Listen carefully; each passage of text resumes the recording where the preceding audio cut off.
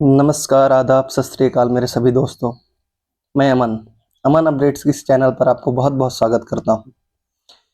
आज आज थोड़ी खुशी हो रही है क्योंकि मैंने माइक मँगाई थी, तो आज कल माइक आ गई थी। आज मेरा पहला वीडियो होगा जो माइक के थ्रू होगा। तो आप लोग वॉइस क्वालिटी कैसे है ये सब थोड़ा फीडबैक दे देंगे, कमेंट वगैरह बता देंगे कैसी है। मैं कंटिन्यू रखूँगा, नहीं कोई और चेंज करेंगे। तो आज माइक के लिए रहे तो थोड़ी-सी खुशी हो रही है इसको लेके। तो चलिए जुड़ते हैं।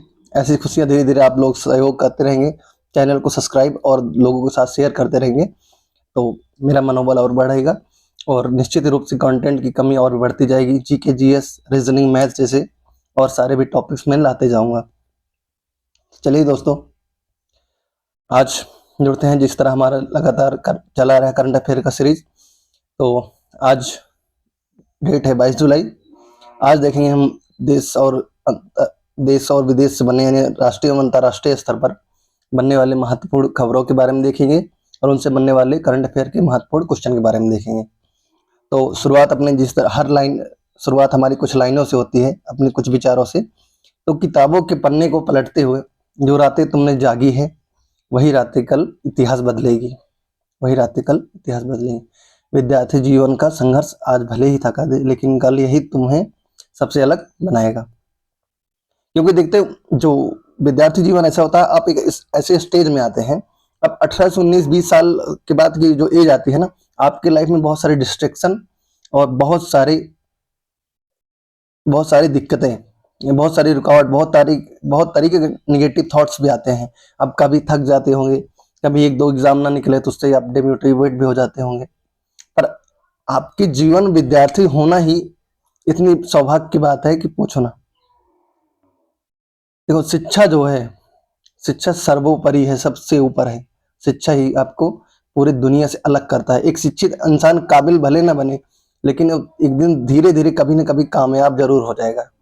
वो संसार में, समाज में सबसे अच्छी अपनी इमेज बना के रखेगा और जो दुनिया को चाहिए वो दिखाने की जरूरत हमें नहीं है। जो वास्तविकता होनी चाहिए, जो इंसान के अंदर एक गुण होना चाहिए, वो विद्यार्थी जीवन से ही बनता है। तो चलिए, काफी बातें थोड़ी ज्यादा हो गई, तो चलिए चलते हैं अपने पहले प्रश्न की ओर। हाल ही में संयुक्त राष्ट्र यानी यूएन द्वारा जारी विश्व जनसंख्या संभावना 2026 की रिपोर्ट के अनुसार भारत की जनसंख्या किस वर्ष तक अपने उच्चतम यानी पीक पर पहुंचकर घटेगी। तो 2000 जो 61 है, यानी 2061 वर्ष जो होगा, वहां से ये घटना शुरू हो जाएगी। संयुक्त राष्ट्र की नवीनतम जनसांख्यिकी की रिपोर्ट के अनुसार भारत की जनसंख्या वर्ष 2061 में लगभग 1.70 बिलियन यानी 170 करोड़ के सबसे उच्चतम स्तर पर पहुंच जाएगी। इसके बाद देश के प्रजनन दर में कमी के कारण जनसंख्या में धीरे धीरे गिरावट दर्ज होना शुरू हो जाएगी। तो जो अभी का समय चल रहा है, जनसंख्या में वृद्धि बहुत ज्यादा देखी जा रही है। तो 2061 के बाद यह वृद्धि दर कम होती चली जाएगी। और जनसंख्या का अगर इतिहास के बारे में बात करें, तो प्राचीन काल में भारत में जनगणना का प्रथम उल्लेख ऋग्वेद और कौटिल्य के अर्थशास्त्र में मिलता है। देखिए, आप सब बताएंगे, ये तो मैं निश्चित रूप से देखता हूँ। आज मैं खुद भी बहुत दिनों से पढ़ा हूँ, बहुत पिछले लगभग 2 सालों से तैयारी मेरी भी चल रही है, 2-2.5 सालों से 3। तो मैंने ये ऋग्वेद कौटिल्य के अर्थशास्त्र वाला अभी तक तो हमने खुद ही नहीं पढ़ा, पर ढूंढते ढूंढते मिला तो मुझे लगा ये ऐड करना चाहिए। तो कौटिल्य के अर्थशास्त्र और ऋग्वेद में जनगणना का प्रथम उल्लेख मिला था। और पहला आधुनिक प्रयास देखें, मतलब वर्तमान समय में जो चल रहा है, इस हिसाब से देखें, अगर शुरुआत देखें तो 1872 में लॉर्ड मियो के कार्यकाल में भारत की पहली यानी गैर तुल्यकालिक जनगणना हुई थी। और नियमित रूप से देखें, जो कंटिन्यूसली चला रहा है एक सिस्टमेटिक तरीके से, वो 1981 में लॉर्ड रिपन के समय में इसे शुरू किया गया था। हर 10 वर्ष में इसे व्यवस्थित जनगणना शुरू करने का प्रावधान शुरू होता है। महाविभाजक वर्ष देखें तो जो 1981 का वर्ष था, तो 1921 का जो दशक था, इसमें देखेंगे तो जो वृद्धि दर थी वो ऋणात्मक थी, 0.31% थी। क्योंकि जो 1919 का 14 से और 18-19 तक ये प्रथम विश्व युद्ध चला था, उसके कारण जनसंख्या में कमी आई थी। और स्वतंत्रता के बाद देखें तो 1991 में हुई जो देश की कुल जनगणना थी, यानी जो स्वतंत्रता के बाद पहली जनगणना 1951 की हुई, वो 9वीं जनगणना थी। और नोडल एजेंसी की बात करें जनगणना की, जनगणना का कार्य गृह मंत्रालय के अधीन रजिस्ट्रार और जनगणना आयुक्त द्वारा किया जाता है। वर्तमान स्थिति की बात करें, नवीनतम आंकड़े की बात करें तो वर्तमान में आधिकारिक तौर पर 2011 की जनगणना यानी 15वीं जनगणना थी और के आंकड़े के मान्य है 2011 वाली, और 2011 का नारा था इसका आधिकारिक आदर्श वाक्य हमारी जनगणना हमारा भविष्य। डिजिटल जनगणना 2021 की जनगणना की बात करें, ये 16वीं जनगणना होती थी, लेकिन भारत की पहली पूर्ण और डिजिटल जनगणना के रूप में निर्धारित थी, लेकिन ये जो कोरोना आ गया था ना, इस वजह से हो नहीं पाई थी। और देखिए मैंने ऐड किया देर और नई शुरुआत की बात करें, यह जनगणना मूल रूप से 2021 में होनी थी, लेकिन कोविड-19 महामारी के कारण टलते हुए 2026-27 में आयोजित की जा रही है। और ऐतिहासिक क्रम बात करें तो यह क्रम की 16वीं राष्ट्रीय जनगणना और स्वतंत्रता की बात करें 8वीं जनगणना होगी। स्वतंत्रता के बाद विश्व की पहली डिजिटल जनगणना या कागज रहित है, जिसमें प्रगणन मोबाइल ऐप के जरिए डेटा एकत्र किया जा रहा है। सेल्फ इन्यूमरेशन देखें तो इतिहास में पहली बार नागरिक को स्वयं ऑनलाइन अपनी जानकारी दर्ज करने के लिए 15 दिनों का विशेष विंडो दिया गया है। 2026-27 का आदर्श वाक्य की बात करें तो इस बार का आधिकारिक नारा अपनी गिनती खुद करें, भारत का भविष्य संवारे, यानी count yourself shape India future रखा गया है। आधिकारिक शुभंकर की बात करें तो प्रगति यानी महिलाओं के लिए और विकास यानी पुरुष का नारा, इसका जनगणना का 2 शुभंकर थे। गृह मंत्रालय द्वारा इसको दिया गया था। 96 वर्षों बाद जातिगत जनगणना, इस जनगणना के दूसरे चरण में 1931 के बाद पहली बार देश स्तर पर जातिगत जनगणना आधारित डेटा दर्ज किया जा रहा है। यानी पहली जो जातिगत जनगणना हुई थी वो 1931 में पहली बार हुई थी। समय सारणी की बात करें, चरण जो पहला चरण था मकान सूचीकरण 1 अप्रैल 2026 से 30 सितंबर 2026 के बीच ये इसमें मकान सूचीकरण था, यानी आप देखेंगे तो आपके मकान नंबर में नंबर डालते आते होंगे, उसकी काउंटिंग होती होगी।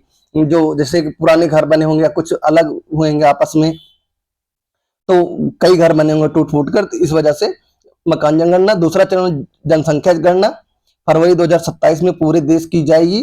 बर्फबारी और पहाड़ी क्षेत्रों जैसे लद्दाख, JNK, उत्तराखंड में या सितंबर 2026 में ही शुरू हो गई थी। संदर्भ तिथि की बात करें तो इस पूरी जनगणना के लिए मुख्य संदर्भ तिथि 1 मार्च 2027 तय की गई है। आज थोड़ी वीडियो लंबी हो जाएगी दोस्तों, तो प्लीज मैनेज कर लेना, क्योंकि थोड़ा इंट्रोडक्शन क्या बताएं थोड़े अपने बारे में, जो नई शुरुआत हुई है, माइक आई है, इस वजह से, और थोड़ी सी और विचार विमर्श हो गया हम लोगों के बीच में। तो दूसरे प्रश्न की ओर बढ़ते हैं। 22 जुलाई 2026 को नीति आयोग द्वारा जारी नवाचार सूचकांक 2026 में किस राज्य ने लगातार तीसरी बार प्रमुख राज्यों की श्रेणी में शीर्ष स्थान हासिल किया है? तो कर्नाटक राज्य ने इस पर शीर्ष स्थान हासिल किया है। नीति आयोग के इंडिया इनोवेशन इंडेक्स 2026 में कर्नाटक ने मानव पूंजी निवेश और व्यावसायिक वातावरण के बेहतर प्रदर्शन के कारण अपना पहला स्थान बरकरार रखा है। या सूचकांक में तेलंगाना दूसरे और तमिलनाडु तीसरे स्थान पे। अब देखो कर्नाटक पहले स्थान पर, ये याद रखेंगे, पर कभी कभी देखो जब एग्जाम वाले को अपना गेम घुमाना ही रहता है ना, तो वो दूसरे तीसरे पायदान पर पूछना शुरू करता है। तो तेलंगाना और तमिलनाडु यानी उसी साउथ इंडिया के ही दोनों, ये तीनों देश टॉप पर हैं। और कर्नाटक का आज संक्षिप्त इतिहास देखेंगे। क्लास लंबी हो, पर मैं गारंटी देता हूं अगर आप मेरी क्लास में बने रहते हैं तो किसी भी एग्जाम के लिए मोर देन इनफ होगा। सारे स्टैटिक फैक्ट्स होंगे और भौगोलिक फैक्ट्स होंगे, ऐतिहासिक होंगे, सारे होंगे। अब बने रहें बस हमारी क्लास में लगातार निरंतर, आपको करंट से लेकर स्टैटिक के सारे ही प्रश्न बहुत ही महत्वपूर्ण मिलेंगे। और कर्नाटक के संक्षिप्त इतिहास देखें, प्राचीन काल में इसे करुनाडो यानी ऊंची भूमि कहा जाता था। विजयनगर साम्राज्य का यह मुख्य केंद्र था। मैसूर राज्य देखें तो स्वतंत्रता के बाद 1947 में इसे मैसूर राज्य बना। नाम परिवर्तन की बात करें तो 1 नवंबर 1973 को देवराज अर्स के मुख्यमंत्री तो काल में मैसूर का नाम बदलकर कर्नाटक किया गया। प्रशासनिक एवं राजनीतिक तथ्य बात करें, प्रथम मुख्यमंत्री मैसूर के राज्य के पहले मुख्यमंत्री के चिंगला राय रेड्डी। वर्तमान मुख्यमंत्री की बात करें सिद्धारमैया जी इसके मुख्यमंत्री वर्तमान होंगे। और वर्तमान राज्यपाल की बात करें, कर्नाटक के वर्तमान राज्यपाल थावर चंद गहलोत जी हैं। राजधानी इसकी बेंगलुरु है, जो भारत की सिलिकॉन वैली के रूप में जाना जाता है। संस्कृति और स्टैटिक जीके के अगर इसके फैक्ट्स देखेंगे तो लोक नृत्य जो कर्नाटक का होगा, सबसे प्रसिद्ध लोक नृत्य यहाँ का यक्षगान है। इसके अलावा डोलू कुनीथा और वीरगासे इसकी प्रमुख लोक नृत्य हैं। शास्त्रीय संगीत की बात करें तो यह कर्नाटक संगीत का मूल स्थान है, जिसके पितामह पुरंदरदास माने जाते हैं। कर्नाटक संगीत की अगर पितामह की बात करेंगे तो पुरंदरदास को माना जाता है। लोकगीत की बात करें, भावगीते और जौनी यहाँ के पारंपरिक लोक संगीत हैं। और पारंपरिक खेल की बात करें तो जो कीचड़ में भैंसों की दौड़ होती है, अगर आप जानते होंगे, लगभग तैयारी करने वाले सारे बच्चों को ये पता रहता है कि कंबाला यहाँ का जो प्रमुख पारंपरिक खेल है। टॉप करंट अफेयर की कुछ बात कर लें कर्नाटक से जुड़े तो नवाचार में प्रथम नीति की बात करें तो नीति आयोग के इंडिया इनोवेशन इंडेक्स 2026 में कर्नाटक लगातार तीसरी बार शीर्ष नंबर 1 यानी पर रहा है। अमृत योजना 2.0 की बात करें, बेंगलुरु में झीलों के पुनरुद्धार और जल संरक्षण के लिए देश का सबसे digital Amrit Sarovar 2.0 network launch किया गया है। जैसे अमृत सरोवर की बात आएगी तो कभी कभी कुछ लोग कंफ्यूजन होंगे, अमृत है तो पंजाब, अगर ऑप्शन देगी तो हम कह रहे हैं 70 to 60%, 60 to 70% लड़के यानी बच्चे जो भी होंगे छात्र, वो अमृत सरोवर नाम जान के अगर अमृतसर दे दिया पंजाब तो बिल्कुल वहीं लगा के चले जाएंगे। कंबाला ग्लोबल की बात करें, कर्नाटक के पारंपरिक खेल कंबाला को पहली बार अंतरराष्ट्रीय स्तर पर बढ़ावा देने के लिए ग्लोबल कंबाला लीग 2026 की शुरुआत की गई है। ईवी टोल की बात करें तो एयर टैक्सी का हब बेंगलुरु का कैंपोगोड़ा अंतरराष्ट्रीय हवाई अड्डा देश का पहला पूर्ण ईवी टोल यानी इलेक्ट्रिक फ्लाइंग टैक्सी अनुकूल टर्मिनल बन गया है। गृह लक्ष्मी योजना एक्सटेंशन की बात करें, राज्य सरकार ने भारतीय वित्तीय सशक्तिकरण के लिए अपनी प्रमुख गृह लक्ष्मी योजना का दायरा बढ़ाते हुए इसे बैंकिंग सखियों को भी शामिल किया गया है। और कर्नाटक के कुछ प्रमुख राष्ट्रीय उद्यान की बात कर लें तो कुद्रेमुख यहाँ अपनी शेर जैसी पूंछ वाली दुर्लभ बंदरों के संरक्षण के लिए महत्वपूर्ण है। वीडियो लंबी होगी दोस्तों, पर आप मैनेज करना, और मैनेज में अपने लिए नहीं कर रहा हूँ, सबके लिए कर रहा हूँ। बहुत ही इंपॉर्टेंट ये आज का होगा क्लास।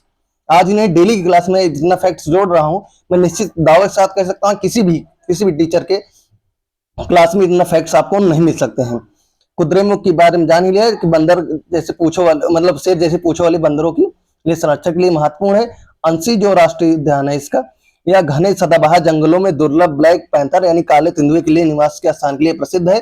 बन्नेरघट्टा बात करें तो यह बन्नेरघट्टा यह देश का पहला समर्पित तितली पार्क यानी बटरफ्लाई होने के कारण सबसे महत्वपूर्ण होता है। तितली पार्क के कारण यह बन्नेरघट्टा माना जाता है। और बांदीपुर राष्ट्रीय उद्यान की बात करें तो भारत की शुरुआती बाघ अभ्यारण्य यानी प्रोजेक्ट टाइगर में से एक हाथियों के संरक्षण के लिए प्रसिद्ध है। नागरहोल राष्ट्रीय उद्यान की बात करें तो यह काबनी नदी के तट पर एशियाई हाथियों की सबसे बड़ी आबादी के लिए जाना जाता है।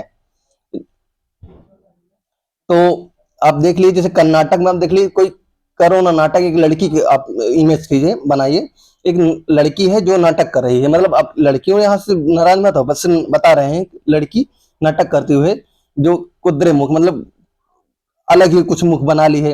अंशी नाम की जो लड़की है, वो अंशी नाम की लड़की है जो उससे मुख अलग ही टेढ़ा बना रही है और बन्नेरघट्टा से जाते रखे हैं तो एक घंटे घंटे हर घंटे पर अपना मुख बनाते रहते हैं। जो बंदी है, जो अंशी नाम की बंदी है, वो अपने मुख हर घंटे पर कुछ बनाती रहती है, नगर में हल्ला मचाती रहती है। तो थोड़ा याद करने का ट्रिक अगर अच्छा लगे तो बताइए, हम ऐड करते हैं। थोड़ा हम भी पढ़े हुए हैं, किसी उससे रिलेट करके बता रहे हैं। और कुछ प्रमुख जीआई टैग की बात करें तो मैसूर सिल्क जो है कर्नाटक की सबसे प्रसिद्ध रेशम साड़ी है, जिन्हें उनकी शुद्धता और सोने की जरी के लिए जाना जाता है। कुर्ग अरेबिक कॉफी की बात करें, कुर्ग क्षेत्र के विशेष पहाड़ी कॉफी जिसे अपने अनोखे स्वाद के लिए वैश्विक पहचान मिली है।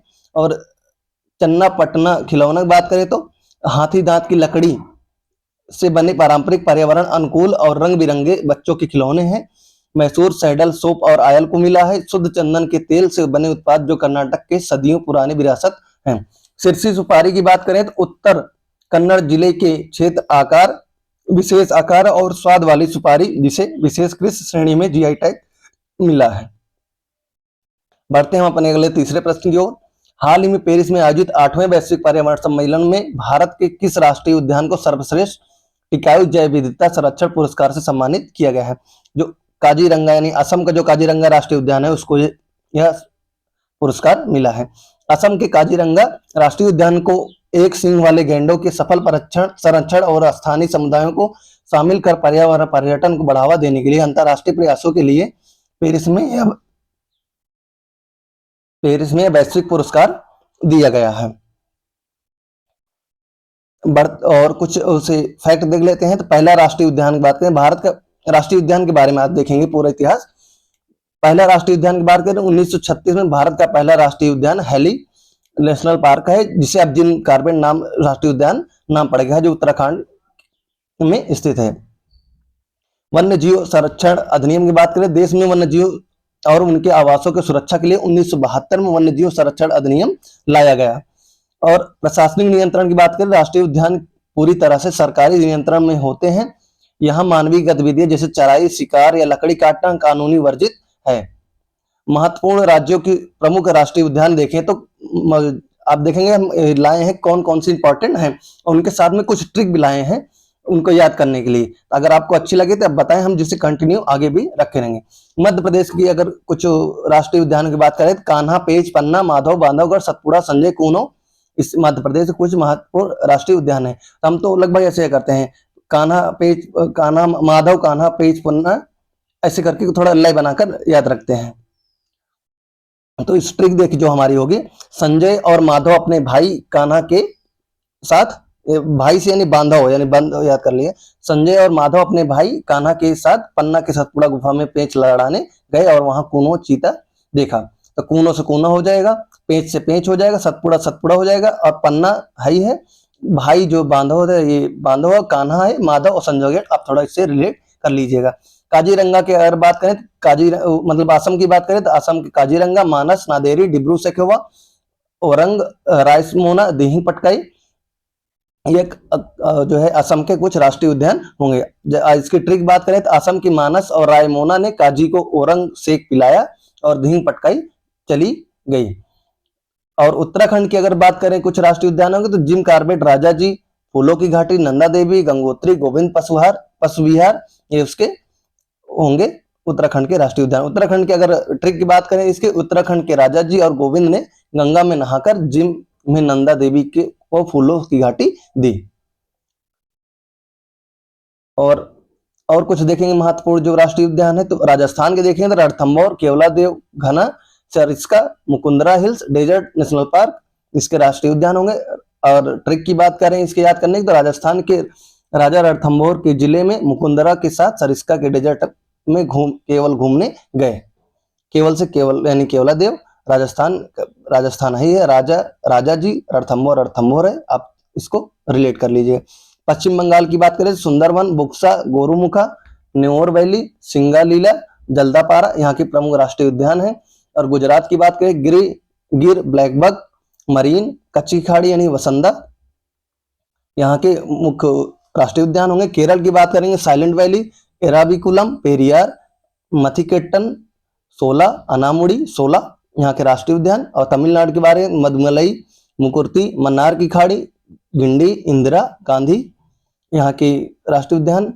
और महाराष्ट्र की बात करें, संजय गांधी, तडोबा, गुगामल, नवेगांव, पेंच यहाँ के राष्ट्रीय उद्यान। जम्मू कश्मीर की बात करें, दाचीगाम, किश्तवाड़ा, काजीनाम, सलीम अली यहाँ के कुछ प्रमुख राष्ट्रीय उद्यान होंगे। लद्दाख की बात करें तो हिमिस यह भारत का सबसे बड़ा राष्ट्रीय उद्यान है। और अन्य महत्वपूर्ण राज्यों के राष्ट्रीय उद्यान देख लें जो छोटे में, जैसे उत्तर प्रदेश का दुधवा एकमात्र है, बिहार का वाल्मीकि, झारखंड का बेतला, उड़ीसा का सिमलीपाल और भीतरकनिका होंगे। और ये सिमलीपाल और भीतरकनिका जो उड़ीसा के हैं ये बहुत ही इंपॉर्टेंट है, आप इनको देख लीजिएगा, याद रहे आपको जरूर। और हिमाचल प्रदेश की बात करें, great Himalayan, Pin valley, Indira Kila, Kheerganga और सिंबल बाड़ा यहाँ के होंगे। हिमाचल प्रदेश के अगर राष्ट्रीय उद्यान देखें, इनके जो है ट्रिक देखें तो हिमाचल के इंद्र ने पिन वैली की खीर गंगा में ग्रेट हिमालय का सिंबल देखा।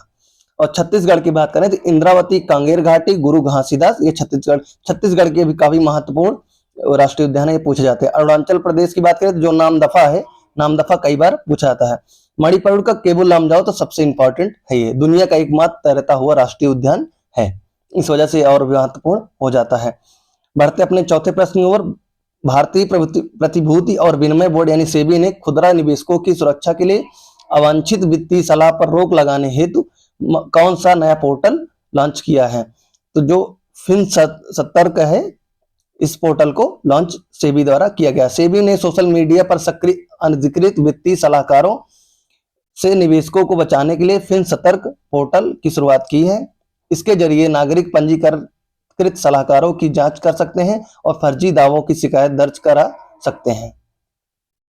और कुछ जो इंपॉर्टेंट पोर्टल लॉन्च किए गए हाल ही में 2-3 सालों में, उसके बारे में अगर हम देखेंगे तो जो साथी पोर्टल है, शिक्षा मंत्रालय और आईटी कानपुर द्वारा संयुक्त रूप से छात्रों को राष्ट्रीय प्रतियोगिता परीक्षा यानी जेईई नीट आदि की मुफ्त तैयारी के लिए लॉन्च किया गया है। साथी पोर्टल क्या तैयारी करेंगे बच्चे, जब पेपर ही लीक हो जाएगा तैयार करके क्या करें। सरकार एक तरफ पोर्टल लॉन्च कर रही है, एक तरफ पेपर लीक हो रहा है। पेपर लीक के अगर धरना प्रदर्शन कर रहे हैं शांतिपूर्ण ढंग, कुछ उसके पेपर लीक के रोकने की मांग कर रहे हैं, तो उन पर पानी के बौछार, आंसू गैस और लाठी डंडे बरसाए जा रहे हैं। चलिए सी बॉक्स पोर्टल की बात करें। सी बॉक्स पोर्टल 2.0 महिला एवं बाल विकास मंत्रालय द्वारा कार्यस्थल पर महिलाओं के यौन उत्पीड़न की शिकायतों को ऑनलाइन दर्ज करने और ट्रैक करने के लिए अपडेट किया गया है। आप सी बॉक्स पोर्टल से आप याद रखेंगे, जैसे आप हिंदी में देखें तो शायद कंफ्यूज हो जाए, पर अगर आप इंग्लिश में ध्यान देंगे सी लिखा रहेगा तो आप याद जानेंगे महिलाओं से जुड़े हुए यह पोर्टल है। भू नीर पोर्टल की बात करें तो केंद्रीय जल शक्ति मंत्रालय द्वारा देश में भूजल निकासी परमिट के प्रबंधन और पारदर्शिता को बढ़ाने के लिए शुरू किया गया है। संचार सारथी पोर्टल की बात करें, दूरसंचार विभाग द्वारा खोए या चोरी हुए मोबाइल को फोन को ब्लॉक यानी ट्रैक करके और व्यक्तिगत सुरक्षा के लिए जारी किया गया है। विजन पोर्टल की बात करें तो विज्ञान और प्रौद्योगिकी मंत्रालय द्वारा वंचित वर्ग के बच्चों में नवाचार, शिक्षा और कौशल विकास को बढ़ावा देने के लिए लॉन्च किया गया है। ई माइग्रेट V2.0 की बात करें, विदेश मंत्रालय द्वारा भारतीय प्रवासी श्रमिकों के सुरक्षित, कानूनी और सुगम विदेशी रोजगार को सुनिश्चित करने के लिए शुरू किया गया है। और कुछ महत्वपूर्ण पोर्टल की बात करें, जो भारत पोर्टल है, इसकी शुरुआत केंद्रीय गृह मंत्रालय द्वारा देश के कानून प्रवर्तन क्षमताओं और पुलिस बलों के डिजिटल समन्वय को मजबूत करने के लिए लॉन्च किया गया है। द्रव्य पोर्टल की बात करें तो आयुष मंत्रालय द्वारा औषधि, पौधों और आयुर्वेदिक सामग्रियों के डिजिटल नॉलेज रिपोजिटरी के रूप में विकसित किया गया है। राजमार्ग प्रवेश की बात करें, सड़क परिवहन और राजमार्ग मंत्रालय द्वारा ईंधन स्टेशनों यानी जो फ्यूल स्टेशन के अनापत्ति प्रमाण पत्र प्राप्त करने की प्रक्रिया को डिजिटल बनाने के लिए पेश किया गया है। CRS पोर्टल की बात करें तो गृह मंत्रालय द्वारा देश भर में जन्म और मृत्यु के नागरिक पंजीकरण की प्रक्रिया को अत्यंत सरल और पेपरलेस बनाने के लिए शुरू किया है। कृषि निवेश पोर्टल की बात करें तो कृषि एवं विकास कल्याण मंत्रालय द्वारा कृषि क्षेत्र में वैश्विक और घरेलू निवेश को आकर्षित करने के लिए यह सिंगल विंडो प्लेटफॉर्म जारी किया गया है। और बढ़ते हैं हम कुछ और भी जो पोर्टल होंगे। प्रिज्म SRG जो पोर्टल है, prism SG portal railway infrastructure के तहत रोड ओवर ब्रिज के डिजिटल निरीक्षण, तकनीक, अनुमोदन और कार्यों में तेजी लाने के लिए किया गया है। आप देखेंगे तो लगभग जिसे आप नॉर्मल रोड से आप जाते होंगे, जब रेलवे लाइन को क्रॉस करना होता होगा, पहले बैरिकेड्स किया जाता था, पर अब ट्राई कर रहे हैं कि उसको ऊपर से ही एक ब्रिज बना दिया जिससे आने जाने में ट्रैफिक दिक्कत ना हो। रेल पार्सल एप्लीकेशन की बात करें, दक्षिण सेंट्रल रेलवे यानी SCR द्वारा ट्रेनों में door to door parcel booking को आसान बनाने के लिए लॉन्च किया गया एक डिजिटल मार्केट प्लेस है। और संरक्षण मोबाइल ऐप की बात करें, भारतीय रेलवे द्वारा फ्रंट लाइन कर्मचारियों को स्मार्ट लर्निंग, सुरक्षा प्रशिक्षण और रियल टाइम फीडबैक देने के लिए यह प्रक्रिया किया गया है। और प्रमुख वित्तीय और नियामक संस्थाओं पोर्टल की बात करें तो फिन70 का हमने जस्ट देखा ही, ये भी सेबी ने लॉन्च किया। और कवच की बात करें तो भारतीय रेलवे बैंक द्वारा साइबर वित्तीय धोखाधड़ी को, भारतीय रिजर्व बैंक यानी RBI द्वारा साइबर वित्तीय धोखाधड़ी को रोकने और संदिग्ध खातों में रियल टाइम में ब्लॉक करने हेतु लॉन्च किया गया क्लाउड आधारित सुरक्षा प्लेटफॉर्म है।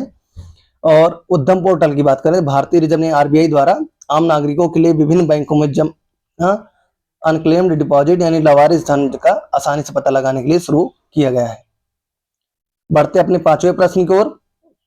जुलाई 2026 में आयोजित द्विपक्षीय नौसैनिक अभ्यास वरुण 2026 भारत और किस देश की नौसेना के बीच अरब सागर में आयोजित हुआ है? वरुण जो है ये फ्रांस के साथ, सॉरी ये तो ठीक इसमें गलत लग गया, फ्रांस के साथ होता है। और भारत और फ्रांस के नौसेना के बीच 24वां वरुण अभ्यास, ये संस्करण कौन सा है? 24वां संस्करण है इसका। भारत अरब सागर में आयोजित हुआ है। अरब सागर में 24वां संस्करण भारत और फ्रांस में वरुण हुआ है। अब देखिए, अभी तक युद्ध अभ्यास पूछता था, पर अब पैटर्न थोड़ा चेंज कर दिया है। तो कौन सा संस्करण और कहाँ आयोजित हो रहा है ये पूछे जा रहे हैं।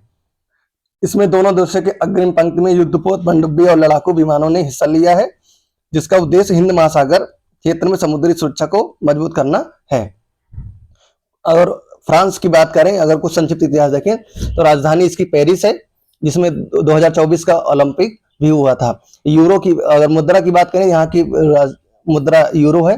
राष्ट्रपति की बात करें इमैनुअल मैक्रॉन थे। वर्तमान प्रधानमंत्री की बात करें तो सेबेस्टियन लेकॉर्न ने, इन्हें राष्ट्रपति मैक्रॉन द्वारा फ्रांस का नया प्रधानमंत्री नियुक्त किया गया है।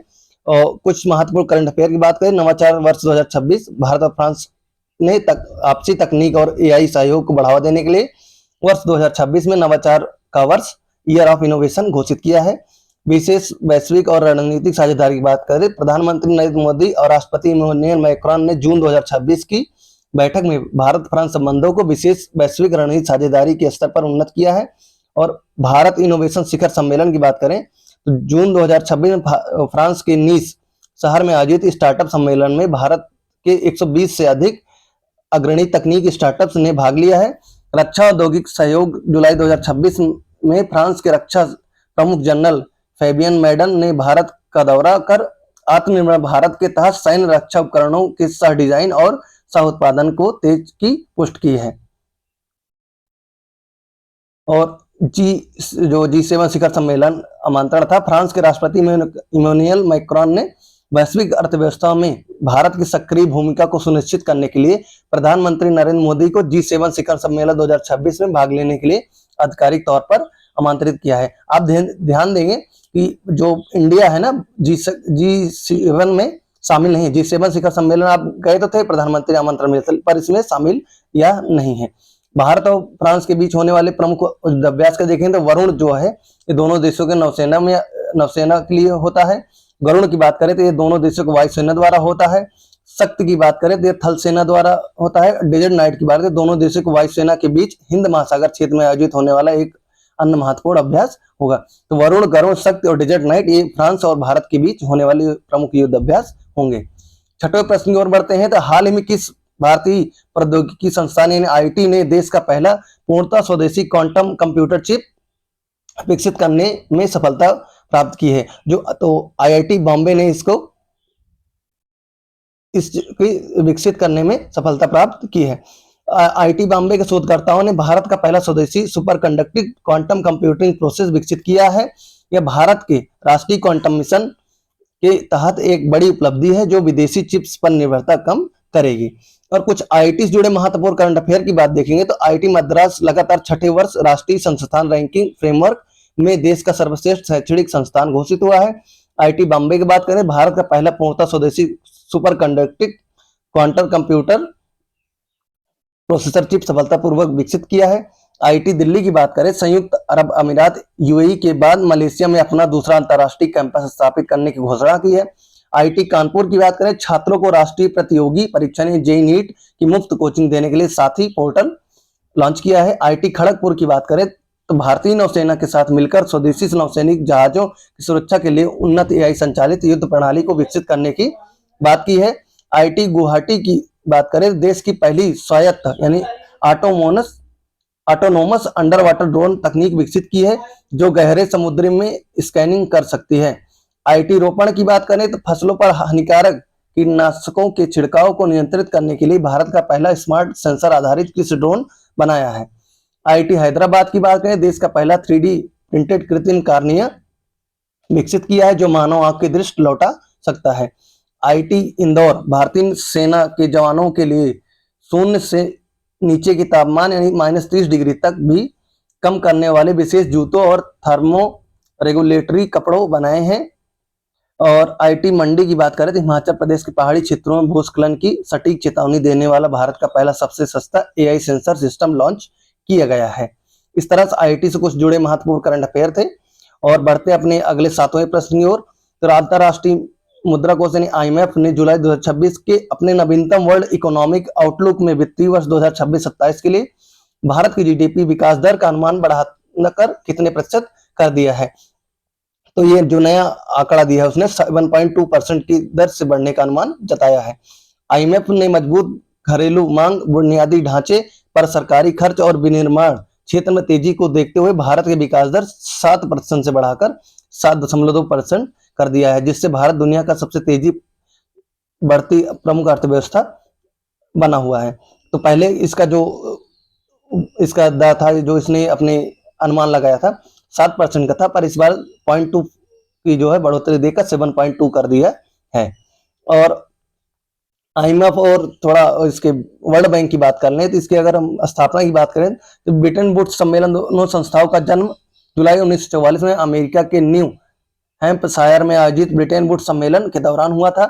इनको जुड़वा बहनें भी कहा जाता है। आईएमएफ और विश्व बैंक को ब्रिटेन वुड्स की जुड़वा बहनें कहा जाता है। स्थापना वर्ष बात करें तो 27 दिसंबर 1945 को इसके औपचारिक रूप से काम करना शुरू किया। मुख्यालय की बात करें तो वाशिंगटन डीसी, इन दोनों का ही मुख्यालय अमेरिका में है। अंतरराष्ट्रीय यानी आईएमएफ की बात करें तो मूल उद्देश्य वैश्विक वित्तीय स्थिरता बनाए रखना, अंतरराष्ट्रीय व्यापार को बढ़ावा देना और विनिमय दरों को स्थिर रखना है। ऋण का प्रकार देखें तो यह सदस्य देशों को उनके भुगतान संतुलन के संकट को दूर करने के लिए अल्पकालिक ऋण देता है। जैसे भारत को 1991 में जो एलपीजी वाला सिस्टम आया था ना, उसमें इसको मदद की थी आईएमएफ ने। विशेष मुद्रा आईएमएफ की अपनी एक आभासी मुद्रा है, जिससे एसटीआर इन स्पेशल ड्राइंग राइट्स या पेपर गोल्ड कहा जाता है। सदस्य देशों की बात करें तो वर्तमान में इसमें कुल 190 देश सदस्य देश हैं। 190 जो देश आखिरी में बना है एंडोरा है। और प्रमुख रिपोर्ट की बात करें तो आईएमएफ द्वारा हर साल वर्ल्ड इकोनॉमिक आउटलुक और ग्लोबल फाइनेंशियल स्टेबिलिटी रिपोर्ट जारी किया जाता है। वर्ल्ड इकोनॉमिकल आउटलुक जस्ट अभी हमने देखा प्रश्न, जिसमें 7.2 इसके भारत की बढ़ने की दर बताई है। और जो विश्व बैंक की बात करें तो सदस्य देशों में गरीब कम करने और दीर्घकालिक आर्थिक व्यवस्था को विकास बढ़ाना है इसका काम। और शुरुआती नाम इसके बात करें, इसका प्रारंभिक नाम IBRD यानी international bank for reconstruction and development था, जिसका मुख्य काम द्वितीय विश्व युद्ध में तबाह हुए देशों को पुनर्निर्माण करना था। ऋण का आकार की बात करें तो विकासशील देशों को बुनियादी ढांचे, सड़क, बिजली ऋण, स्वास्थ्य के विकास के लिए दीर्घकालिक ऋण और अनुदान देता है। दो मुख्य अंग बात करें तो विश्व बैंक मुख्य रूप से दो संस्थाओं से मिलकर बना है। IBRD 189 सदस्य और IDA यानी इंटरनेशनल डेवलपमेंट एसोसिएशन से मिलकर बना है। प्रमुख रिपोर्ट की बात करें, इसके द्वारा ग्लोबल इकोनॉमिक प्रोस्पेक्ट्स यानी प्रोस्पेक्ट्स रिपोर्ट जारी की जाती है। बढ़ते अगले अपने 8वें प्रश्न की ओर। किस राज्य सरकार ने हाल ही में ग्रामीण युवाओं को रोजगार के अवसर प्रदान करने के लिए मुख्यमंत्री युवा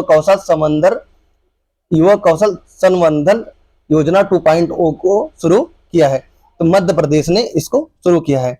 मध्य प्रदेश सरकार ने अपने राज्य के ग्रामीण क्षेत्रों में बेरोजगारी दर को कम करने के उद्देश्य से इस योजनाओं के दूसरे चरण को शुरू किया है। इसके तहत युवाओं को AI, ड्रोन टेक्नोलॉजी और डेटा एनालिटिक्स जैसे आधुनिक क्षेत्रों में मुफ्त कौशल शिक्षण वजीफा दिया जाएगा। और बात करें इससे कुछ महत्वपूर्ण जो योजनाएं हैं राज्यों में, तो मुख्यमंत्री माझी लाड़की बहन योजना महाराष्ट्र द्वारा इसको लॉन्च किया गया है। राज्य के पात्र महिलाओं को प्रतिमाह 1500 के प्रत्यक्ष वित्तीय सहायता प्रदान करेगा। सुभद्रा योजना की बात करें, उड़ीसा द्वारा लॉन्च किया गया। महिलाओं को आर्थिक रूप से स्वतंत्र बनाने के लिए 5 वर्ष में 5,00,000 का 50,000 का वित्तीय वाउचर दिया जाएगा। यानी 5 वर्ष में 50,000 यानी 1 वर्ष में 10,000 रुपए देने का वित्तीय वाउचर देना है। महतारी वंदन योजना छत्तीसगढ़ द्वारा विवाहित महिलाओं के स्वास्थ्य और पोषण के सुधार के लिए 1,000 प्रतिमाह देने का ये योजना है। मुख्यमंत्री महिला सम्मान योजना दिल्ली की बात करें, 18 वर्ष से अधिक आयु के सभी पात्र महिलाओं को 1,000 मासिक सम्मान राशि देने की यह योजना दिल्ली सरकार ने तय किया है। कृषक भरोसा योजना की बात करें, तेलंगाना द्वारा इसे लॉन्च किया गया है। किसानों को कृषि इनपुट लागत के लिए प्रति एकड़ 15,000 की वार्षिक वित्तीय सहायता प्रदान करने की ये योजना है। मुख्यमंत्री कृषि उन्नति योजना छत्तीसगढ़ की बात करें तो धान उत्पादक किसानों को 3100 प्रति कुंटल दर की इनपुट सब्सिडी देना है। नमो शेतकरी महासम्मान योजना की बात करें तो ये महाराष्ट्र सरकार द्वारा हुआ है। PM किसान के अतिरिक्त किसानों को राज्य सरकार द्वारा 6,000 वार्षिक देना है। AI साक्षरता कार्यक्रम बात करें, तेलंगाना सरकार द्वारा सरकारी स्कूलों को 20 लाख छात्रों को आर्टिफिशियल इंटेलिजेंस यानी AI की बुनियादी शिक्षण देना है। और कुछ महत्वपूर्ण योजनाओं की बात करें तो मुख्यमंत्री युवा कार्य प्रशिक्षण योजना महाराष्ट्र सरकार द्वारा बेरोजगार युवाओं को विभिन्न उद्यमों में इंटर्नशिप के साथ साथ 6,000 से 10,000 मासिक वजीफा देना है। मुख्यमंत्री युवा कौशल संवर्धन 2.0 की बात करें तो ग्रामीण युवाओं को ड्रोन टेक्नोलॉजी और एआई से जस्ट जुड़े अभी हमने देखा है। मुख्यमंत्री अन्नपूर्णा योजना की बात करें ओडिशा द्वारा समाज के गरीब और संवेदनशील परिवारों के लिए मुफ्त खाद्यान्न और खाद्य सुरक्षा मजबूत करना। मुफ्त बिजली योजना की बात करें तो आंध्र प्रदेश सरकार द्वारा संकट से जूझ रहे हथकरघा और पावर लूम बुनकरों को मुफ्त बिजली आपूर्ति प्रदान करना है।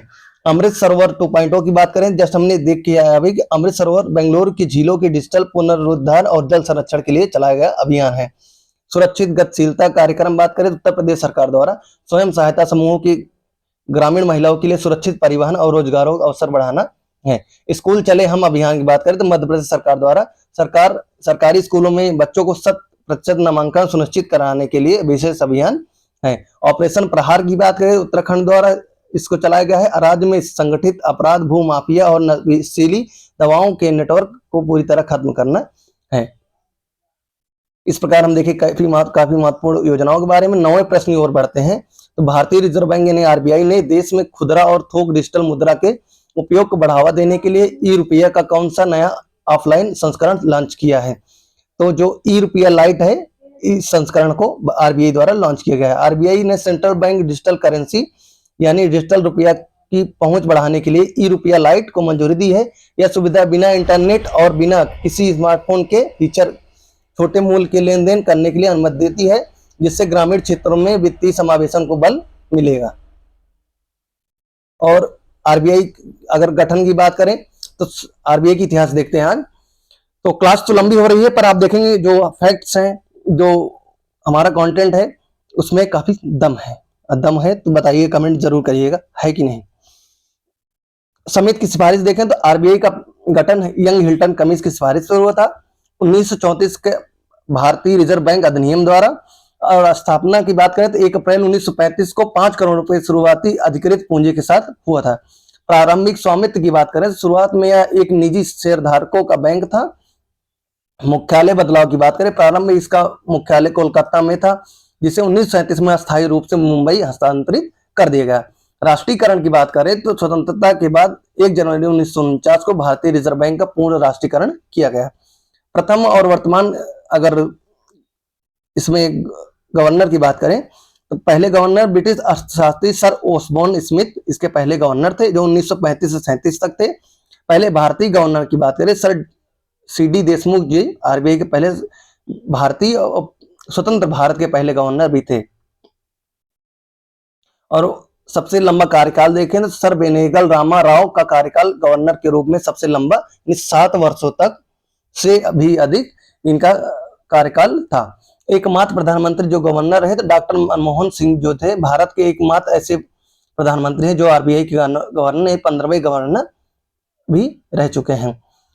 वर्तमान गवर्नर की बात करें संजय मल्होत्रा जी 26वें क्रम के वर्तमान गवर्नर होंगे। और संगठन ढांचा की बात करें केंद्रीय बोर्ड यानी आरबीआई का कामकाज 21 सदस्यों के एक केंद्रीय निदेशक बोर्ड द्वारा संचालित होता है, जिसमें 1 गवर्नर और 4 डिप्टी गवर्नर होते हैं। वित्तीय वर्ष की बात करें इसका वित्तीय वर्ष भारत सरकार द्वारा 1 अप्रैल से 31 मार्च तक होता है। और प्रतीक चिन्ह की बात करें इसके आधिकारिक लोगों में एक ताड़ का पेड़, palm tree, royal Bengal tiger अंकित है। मौद्रिक नीति समिति की बात करें देश में ब्याज दरें और महंगाई नियंत्रित करने वाले 6 सदस्यीय मौद्रिक नीति समिति का अध्यक्ष हमेशा आरबीआई का गवर्नर होता है। करेंसी नोटों पर हस्ताक्षर की बात करें 1 रुपए के नोट जिस पर वित्तीय सचिव हस्ताक्षर होते हैं इनको छोड़कर भारत के सभी करेंसी नोटों पर आरबीआई गवर्नर के हस्ताक्षर होते हैं। जो हमारा आज का आखिरी 10वां प्रश्न होगा ब्रिक्स समूह के न्यू डेवलपमेंट बैंक यानी एनबीडी के नए अध्यक्ष के रूप में किसे नियुक्त किया गया है जो संघाई स्थित मुख्यालय में अपना कार्यभार संभालेंगे। जो डिल्मा रूसेफ जी हैं इनकी नियुक्ति की गई है। ब्राजील के पूर्व राष्ट्रपति डिल्मा रूसेफ को न्यू डेवलपमेंट यानी एनडीबी के अध्यक्ष के रूप में अगले कार्यकाल के लिए सर्वसम्मत से चुना गया है। एनडीबी की स्थापना 2015 में ब्रिक्स देशों द्वारा उभरती अर्थव्यवस्थाओं में बुनियादी ढांचा परियोजना को वित्तीय सहायता देने के लिए की गई थी। और जैसे कि हमने कल ही बताया था कि हम अपने क्लास में थोड़ा आखिरी में चेंज करेंगे।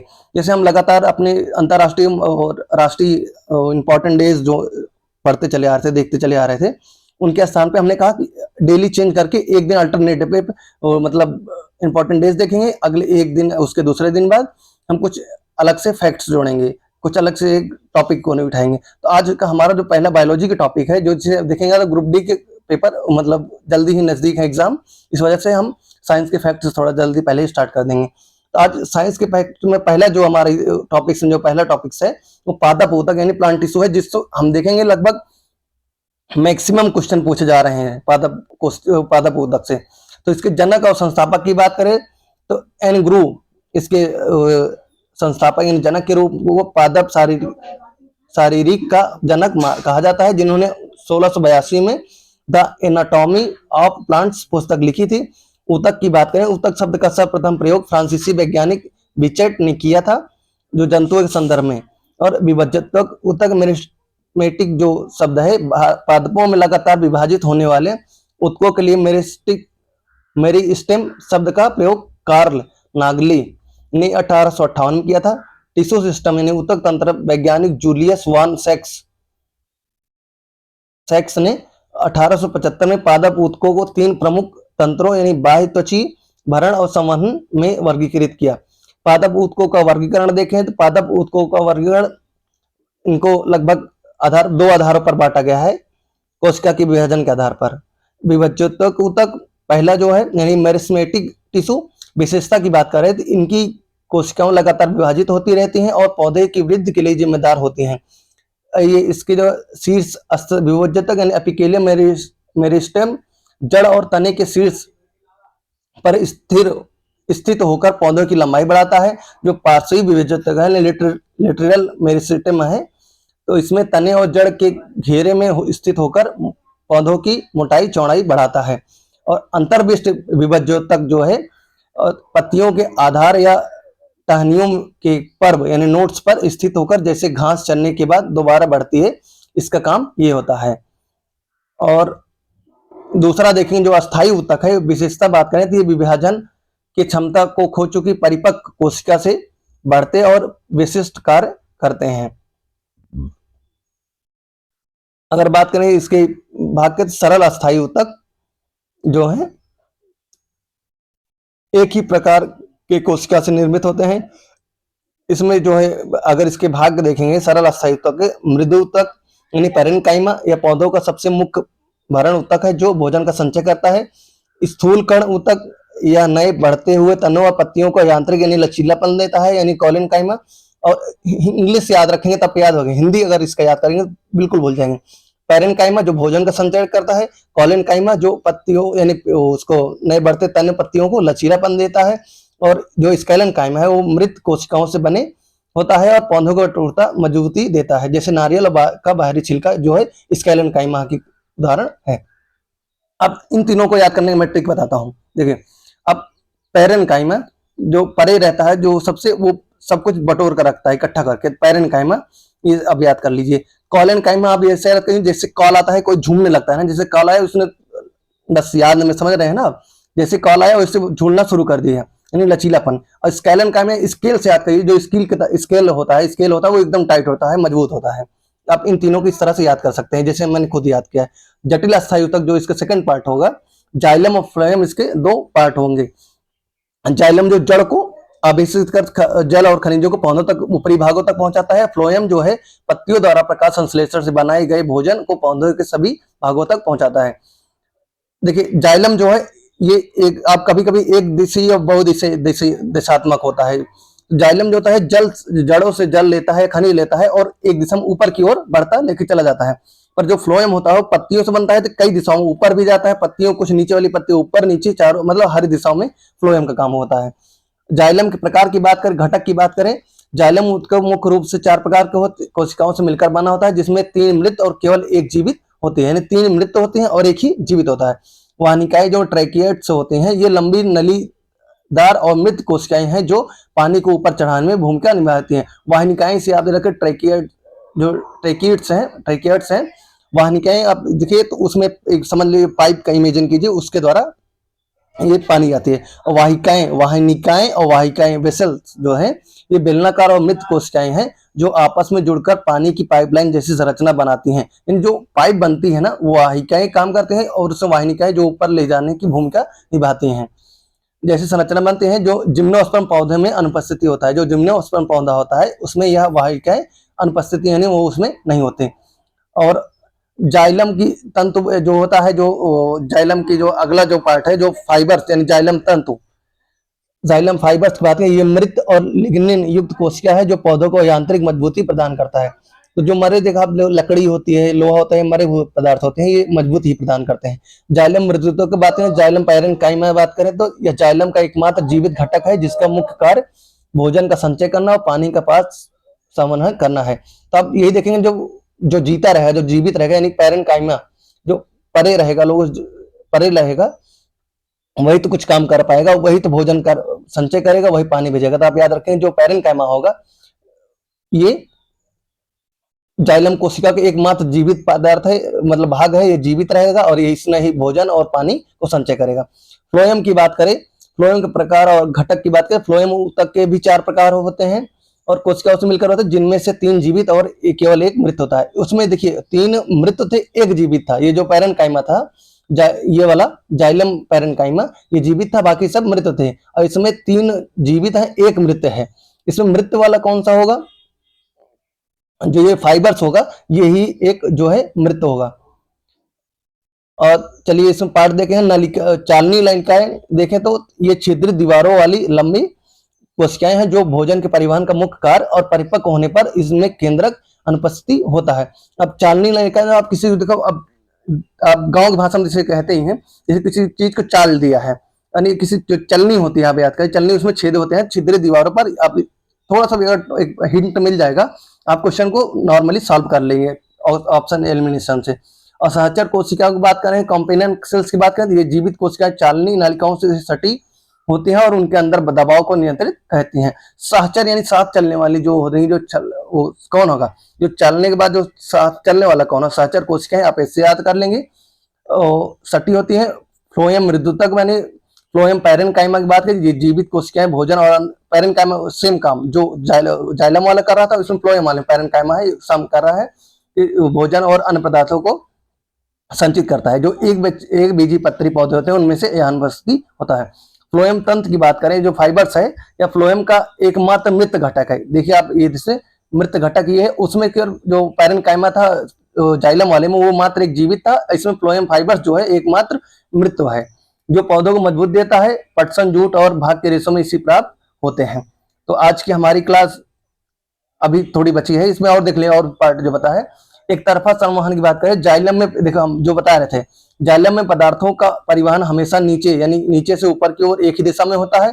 दोहरा संवहन की बात करें, फ्लोएम में, जो जाइलम में एक तरफ, फ्लोएम में भोजन का परिवहन पत्तियों से नीचे और जड़ों तक, ऊपर की ओर नई कलियों तक, दोनों दिशा में होता है। जलयुक्त ऊतक की बात करें, जलीय पौधों के मृदुतक में, यानी जो मृदुतक में हवा से भरी बड़ी गुहाएं पाई जाती हैं जो उन्हें पानी में तैरने में मदद करती हैं। आप देखेंगे जो आप तालाब वगैरह में जाएंगे या फिर नदियों में देखेंगे, जो पेड़, कुछ पत्तियां, पेड़ पौधे उसमें दिखते हैं ना, वो फूली हुई दिखती हैं। उनके आप देखें ऐसे नलियां भी बनी रहती हैं, तो उसमें पानी, यानी जो उसमें हवा भरी रहती है, वो इसी वजह से वो तैर पाती हैं। तो उनमें एरेनकाइमा, एरेनकाइमा आप याद रखते हैं, एयर भरी होती है, एरन हवा, एयर आ रही है ना, तो आप इससे याद कर सकते हैं। अब क्लोरेन, ये और क्लोरेन काइमा, वो क्लोरेन काइमा, ये कॉलेन काइमा नहीं, कॉल करने वाला नहीं, क्लोरेन काइमा है। क्लोरो मतलब इससे जब प्रकाश संश्लेषण, क्लोरो रंग देने वाला होता पौधों से। क्लोरेन काइमा, जब मृदुतक कोशिकाओं में क्लोरोफिल पाया जाता है तो वह प्रकाश संश्लेषण का कार्य करती हैं और उन्हें क्लोरेन काइमा कहा जाता है। पौधों की आयु का निर्धारण बात करें, तनों में पार्श्विक विभेदक लेटरल मेरिस्टेम के कारण बनने वाले वार्षिक वलयों को गिनकर पौधों की उम्र का पता लगाया जा सकता है। आप कभी जाएंगे, जब पेड़ कभी कटा हुआ देखेंगे तो उसमें देखें लेयर बाई लेयर लेयर से गोला गोला सा बना रहता है। तो अब उसको ही पता करके अब लेयर को गिन के ही, मतलब कुछ होगा मापक उनका, गिन के ही बताते हैं कि इसकी आयु कितनी होगी। त्वची ऊतक जो एपिडर्मिस है बात करें, तो पौधे के सबसे बाहरी सुरक्षात्मक परत होती है और मस्थली पौधे में जैसे वाष्पोत्सर्जन, पानी की कमी को रोकने के लिए इसके ऊपर क्यूटिकल नामक मोम जैसी प्राप्त परत पाई जाती है। तो इस तरह से हमारी आज की ये टॉपिक्स की यानी आज क्लास काफी लंबी हो गई, लगभग 50 मिनट की हो गई है। तो दोस्तों आज 10-15 मिनट, वैसे भी 2-4-5 मिनट 10 मिनट लेट होते थे, पर आज ज्यादा हो गई है, तो आप थोड़ा मैनेज कीजिएगा, क्योंकि आज थोड़ी सी बाइक वगैरह के बारे में बताने लगे थे, इस वजह से क्लास थोड़ी लंबी तो हो गई। पर आप देखेंगे इसमें जो कंटेंट था वो भरमार थे। इसमें निश्चित रूप से आपको किसी भी एग्जाम के जाएंगे तो यहाँ से क्वेश्चन हटेगा नहीं, इसके अलावा नहीं आएगा।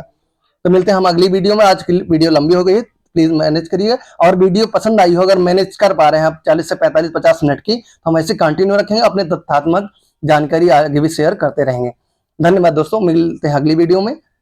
अपने दोस्तों के साथ शेयर करें, कमेंट करें, और हमारे और भी जो प्लेटफॉर्म है यानी इंस्टाग्राम और फेसबुक, उस पर भी अमन अपडेट्स नाम से आप ढूंढेंगे तो आपको मिल जाएगा। आप निश्चित रूप से उससे जुड़कर और अपनी धीरे धीरे शॉर्ट्स वीडियो के रूप में या फिर किसी अन्य तथ्यात्मक जानकारी आपको मिलती रहेगी। धन्यवाद।